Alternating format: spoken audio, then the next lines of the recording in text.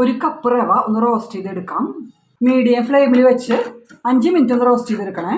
കടായിലേക്ക് 1 table spoon വെളിച്ചെണ്ണ ഒഴിച്ച് കൊടുത്തിട്ടുണ്ട്. 1 ടീസ്പൂൺ കടുക്, ഉഴുന്നുപരിപ്പ് 1 ടീസ്പൂൺ, കുറച്ച് അണ്ടിപ്പരിപ്പ്, കുറച്ച് പീനട്ട്, 1 സവാള, ഇഞ്ചി, 2 പച്ചമുളക്, കറിവേപ്പില, 1/2 ടീസ്പൂൺ മഞ്ഞൾപ്പൊടി, 1 ടീസ്പൂൺ കാശ്മീരി ചില്ലി പൗഡർ, കുറച്ച് കായം പൊടി, 1/4 ടീസ്പൂൺ ഗരം മസാല, തക്കാളി പേസ്റ്റ് ചേർത്ത് കൊടുക്കുന്നുണ്ട് 1 കപ്പ്.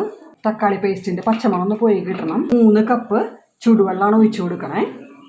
ഉപ്പ് ആവശ്യത്തിന്, പഞ്ചസാര 1 ടീസ്പൂൺ, 1 ടീസ്പൂൺ നെയ്യ്. തീ കുറച്ച് വയ്ക്കുക.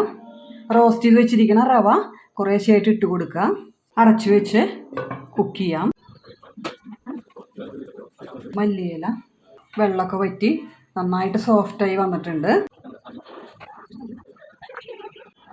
നമ്മുടെ ടേസ്റ്റി ആയിട്ടുള്ള ടൊമാറ്റോ മാവ് റെഡി ആയിട്ടുണ്ട്.